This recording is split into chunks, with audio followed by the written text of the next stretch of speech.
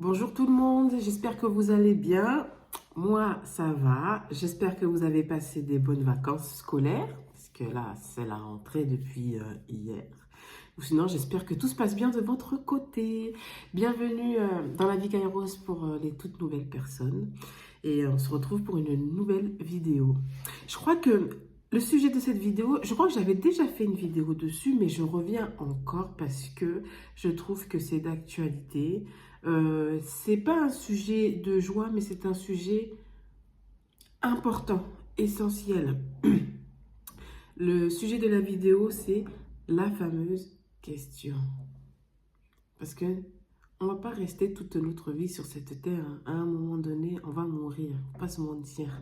On va quitter cette terre. Donc voilà. Et je vais parler par rapport à mon vécu, de ce que j'ai entendu. Je vous laisse vérifier au niveau des sources. Et puis, n'hésitez pas à me dire en commentaire ce que vous en pensez. Donc voilà, la fameuse question.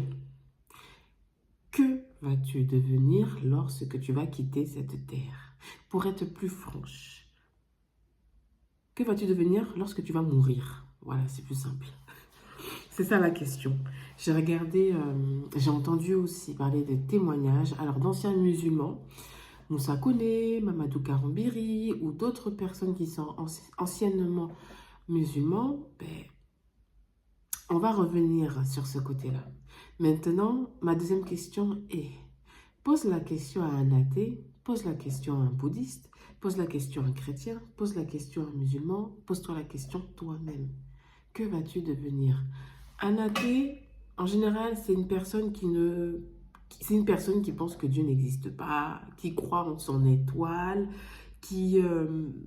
voilà quoi. En gros, quand tu meurs, il n'y a plus rien. Il n'y a plus d'esprit, il n'y a plus d'âme, vraiment plus rien. Le corps aux oubliettes. Un bouddhiste, euh, peace and love si je peux dire, les bouddhistes, eux, pour eux, en gros, quand tu meurs, en gros, c'est tu te réincarnes à un autre être. Pardon pour mon français, j'essaie de parler bien français, mais parfois, voilà. Donc, en gros, par exemple, en fait, c'est en fonction de ta vie sur cette terre, comment tu t'es comporté ou quoi qu'est-ce. En gros, ben, tu te réincarnes à un autre être. Je crois que j'ai entendu aussi parler, bon, ça a vérifié, mais entendu parler de réincarnation en animal, ou bien un chat, ou je sais pas quoi, ou bien en une autre personne. En gros, chez les bouddhistes, c'est un peu ce système-là. Je ne veux pas en dire plus parce que je ne veux pas dire aussi non plus n'importe quoi. Voilà. Un musulman, on va revenir dessus. Et pour un chrétien, on va revenir dessus aussi. Il y a quelques temps, j'avais fait une vidéo TikTok dessus. J'avais entendu un reportage de Christina Cordula qui disait qu'elle ne voulait pas mourir, qu'elle avait peur de la mort. Mais elle ne va pas pouvoir rester éternellement sur cette terre à un moment donné. Donc, ma question aussi, et il y aura beaucoup de questions sur cette vidéo. Est-ce que tu as peur de la mort? Est-ce que tu as peur de mourir? Est-ce que non, je ne veux pas mourir ou quoi qu'est-ce? Il y a ça aussi. On va parler un petit peu aussi de mon vécu. Lorsque j'étais plus jeune, lorsque j'étais de confession musulmane, où ben, c'est vrai que c'était très cadré dans le sens où pour entre guillemets être agréé de Dieu, il fallait faire certaines tâches. Mais c'est vrai que question de la mort, question de après la mort, personnellement, dans ma famille, on n'a pas vraiment fait sujet de cette question-là. Mais moi, personnellement, je me suis posé cette question. Et je sais que tout musulman, j'ose dire, tout musulman se pose cette question. Quand on va mourir là, on va aller où? Qu'est-ce qui va se passer?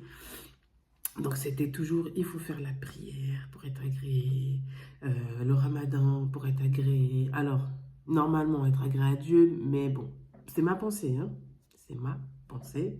Je pense que c'est plus pour être agréé des hommes aussi quand même, hein. Donc voilà, c'était des rites qu'il fallait faire obligatoirement. Sinon, c'est le risque de la correction, risque du rejet, si je peux dire, risque de ne pas être agréé par Dieu. Donc du coup, tu grandis dans cette peur, mais en gros, je fais ci, je fais ça, mais j'ai pas de réponse de Dieu. Je vais mourir, je sais même pas ce que je vais devenir. À quoi bon faire tout ça? Si au final, tu sais même pas si tu vas aller au paradis, enfin, tu as toutes sortes de questions qui te viennent en tête et au final, tu t'y perds, quoi. Voilà. Alors, ce que l'on dit, désolé, hein, c'est que je ziote. Vous connaissez Madame Nota.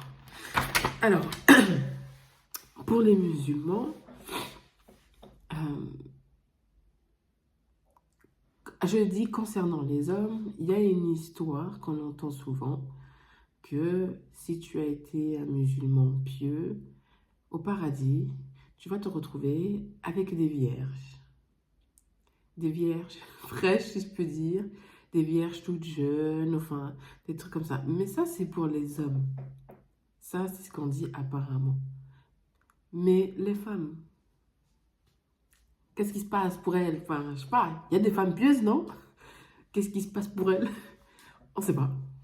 Donc, la question est intéressante et je t'invite vraiment à te poser la question. Parce qu'au jour d'aujourd'hui, moi je le remarque beaucoup, je vois qu'il y a beaucoup de décès. Les temps sont mauvais. Les temps ne vont pas, les temps ou le temps ne va pas s'arranger. Il va y avoir encore des décès. Maintenant, ces personnes-là qui décèdent, elles vont où? Elles vont où? Elles deviennent quoi? La plupart même des gens, c'est des personnes qui ne s'attendent même pas à mourir. Parce que ce n'est pas forcément des personnes âgées. Il y a des jeunes, beaucoup de jeunes. Voilà. Quand je dis jeunes, ce n'est pas forcément des enfants, mais vraiment des jeunes comme moi, des jeunes. Jeunes de la trentaine, la vingtaine, tout ce que tu veux, de la quarantaine. Voilà. Pour eux, on a toute la vie devant nous et tout. J'ai les projets à gauche, à droite, coup-ci, coup-ça. Mais tu ne connais pas ton lendemain, en fait. Donc voilà, chez les musulmans, c'est comme ça. Donc soi-disant, déjà tu poses la question à un musulman, il n'est même pas sûr de savoir s'il va aller au paradis ou pas. Parce que même le prophète Mohammed ne savait même pas s'il allait aller au paradis ou pas. Donc déjà ça. Donc le prophète des musulmans ne sait même pas s'il va aller au paradis ou pas. Mais toi qui es musulman et musulmane, je pense que tu ne sais pas qu'est-ce qui va en être pour toi, pour ta personne en fait. Donc voilà, donc il y a l'histoire des houris. Donc je vous laisse vous documenter dessus, les houris, les vierges pour les hommes, mais pour les femmes, I don't know, I don't know, je ne sais pas ce qu'il y a. Donc voilà, et pour les chrétiens, la Bible en parle. Jean 3, 16, Dieu a tant aimé le monde qu'il a donné son Fils unique afin que toi, en vrai il a écrit quiconque, mais moi j'ai envie de te dire toi, que tu puisses, que tu ne périsses point, mais que tu aies la vie éternelle, mais en acceptant le Seigneur Jésus-Christ en tant que sauveur et en tant que Seigneur. Donc voilà, pour accéder au Père, il faut passer par le Fils. Mais il est bien indiqué que la vie éternelle, pas la vie terrestre, la vie éternelle, éternelle, donc dans la vie sur cette terre, mais également après la vie sur cette terre. J'espère que je me fais bien comprendre. Donc voilà, moi, pour ma part, je suis sauvé. J'ai la vie éternelle. Merci Seigneur. La grâce de Dieu, merci Seigneur Jésus pour son sacrifice à la croix, il a tout accompli. Parce qu'on a beau faire des rites ou quoi qu'est-ce, on ne sera jamais parfait. Pour être agréable à Dieu, Mais comme je l'ai très déjà dit souvent dans des vidéos, tu peux faire des rites tout ce que tu veux. Mais si ton cœur est pourri, le cœur est pourri, ça ne change rien en fait. Parce que tu vas montrer devant les gens que tu es bien, que tu es pieuse et compagnie, que tu fais tout ce qu'il y a à faire, voilà. La marche du sel, tout ce que tu veux. Le ramadan, tout ce que tu veux. Les rakats, tout ce que tu veux. Ok, ça c'est gestuel, si je peux dire ça comme ça. C'est devant les hommes. Mais ton cœur là, il est où? Est-ce qu'il est avec Dieu? Est-ce qu'il est en admiration pour Dieu, si je puis dire? Ou bien juste pour te montrer devant les hommes et pour te persuader toi-même que tu es quelqu'un de pieux, que tu vas être sauvé et compagnie. Ça ne marche pas comme ça en fait. C'est difficile pour un homme d'être parfait. C'est impossible pour un homme d'être parfait, pardon. Impossible de plaire à Dieu sans pécher parce qu'on pêche tous les jours, consciemment ou inconsciemment. Donc voilà, que ce soit en pensée, en parole ou en acte. Donc, dans l'Ancien Testament, dans l'islam aussi, je crois, surtout, j'ai parlé surtout de l'Ancien Testament pour éviter de dire des bêtises. Lorsque un homme péchait, il fallait faire un rite d'expiation. Donc, sacrifice d'un animal. Donc, dans l'islam, ça se fait beaucoup aussi, les sacrifices d'animaux et tout. Mais au final, tu égorges tant d'animaux, mais tu continues quand même à pécher en fait. Donc, c'est pour ça que Jésus-Christ a mis un terme à ça. Il est venu sur cette terre pour s'offrir en sacrifice.